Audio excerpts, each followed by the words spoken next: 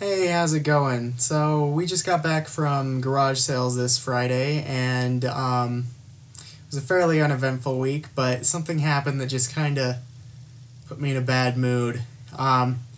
We came up to this one garage sale, and they had a bunch of video games, Atari 2600 games, a couple ColecoVision games, some Nintendo cartridges, and some Super Nintendo games, along with a Super Nintendo and an Atari 2600. Now, when I asked how much the lady who was running the garage sale wanted for all of it, she told me that she tried to sell it on eBay once, but it didn't meet the reserve price. And so right at that moment, I was a little bit skeptical. And so I went through it all, and I didn't really want any of the Atari stuff. I had most of it. And I have several 2600s, so there's no real reason for me to buy another Slim 6 switch, which is what it was. It's a fairly common system. It's not a heavy 6 or anything. But I told her that I would give her $50 for the Super Nintendo and the Super Nintendo games, which I feel is a reasonable yard sale price. Now, she took my phone number, and she said that $50 was not acceptable, and that she was going to look it all up on eBay and get back to me with a price. Now, here's where I have a problem with this. If you're going to sell it on eBay, sell it on eBay. Don't be lazy. If you want more money for it, you would sell it online, not at a yard sale. Just take the $50. I feel like that's a reasonable price. And if you want any more, list it on eBay. And don't put a reserve up.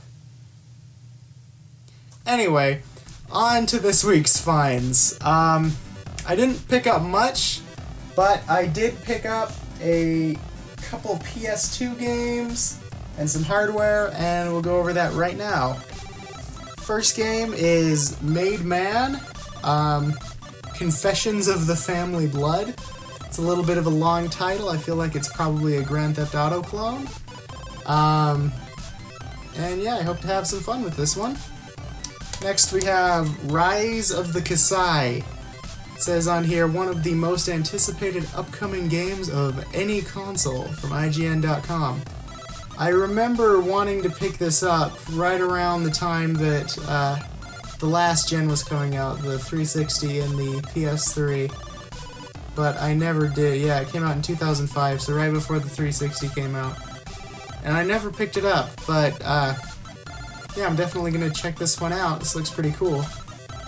And we also got Paper Mario, the 1,000-Year Door, which, yeah, I've heard good things about it. I haven't played very many of the Paper Mario games. I played Super Mario RPG, and I played the Paper Mario on the 3DS. I really liked both of them, so I'm hoping that this will be just as good. I've heard really good things about it. I also picked up some hardware.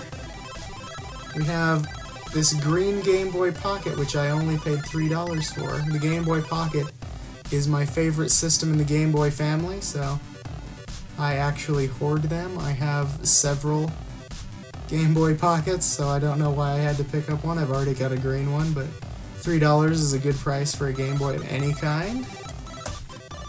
And I also picked up this, which is a AV switch, which if you don't know what this is, it is a system that allows you to hook up several different consoles, or I guess it's for DVD players and stuff, but I use it to hook up lots of consoles to my CRT TV, which only has 2 inputs. And so this is good because it allows me to put in 4 systems, and my current one only allows me to put in 2. I have my NES and my Super Nintendo hooked up, but with this, hopefully I can hook up my NES, Super Nintendo, my Nintendo 64, and my Genesis all to one system, so that's a good find.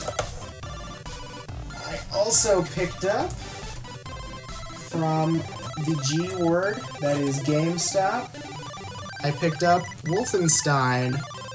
Now, I don't usually buy new games this close to their release date, but Wolfenstein looked really good, and I heard some good things about it, so Sure, you'll be hearing from me about whether or not this was good.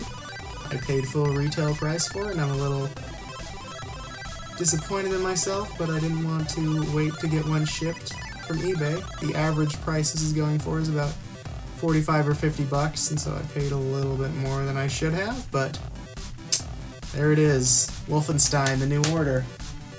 Also got 2 DVDs. American History X. It's a great movie if you haven't seen it. I absolutely love this movie. And Blood Tide, featuring James Earl Jones. I had to pick this up because it absolutely looks terrible. And as you can see, it's the collector's edition in this flimsy Walmart-style case. The collector's edition of Blood Tide. That's how good this movie is that the collector's edition is in a flimsy box with a plain white disc. Blood Tide. James Earl Jones. Winner of no Oscars. I should probably look that up, but I won't. Alright, and the last thing that I got is this. It is a cassette tape holder. Like audio cassettes. And you might be saying to yourself, now why would you even want to pick that up? Aren't cassettes like the worst format? And yes, they are, I agree with you. But the cassette tape just so happens to be the exact same size as a Sega Genesis cartridge. And for any of you that collect Sega Genesis, you know that loose cartridges just make you feel awful. They make you feel like you're a poor person because Sega Genesis games came in such great boxes. So I would invest in a nice cassette tape holder for all of your loose Genesis needs, and on the back is a lovely inscription. Aw, that's sweet. Now I feel kind of bad for buying this. I bought it for $3 at a thrift store, but now I kind of feel like I bought somebody's lovingly handmade gift, and now I'm going to be haunted.